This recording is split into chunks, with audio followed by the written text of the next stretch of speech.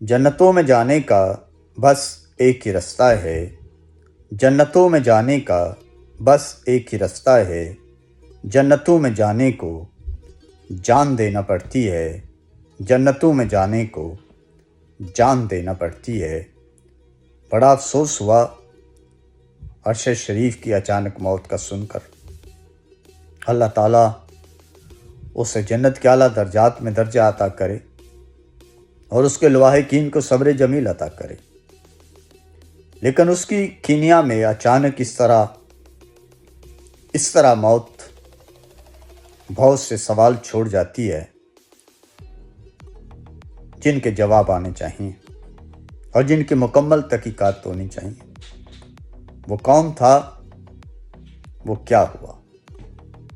اللہ تعالیٰ اس طرح کی اچانک اور اس طرح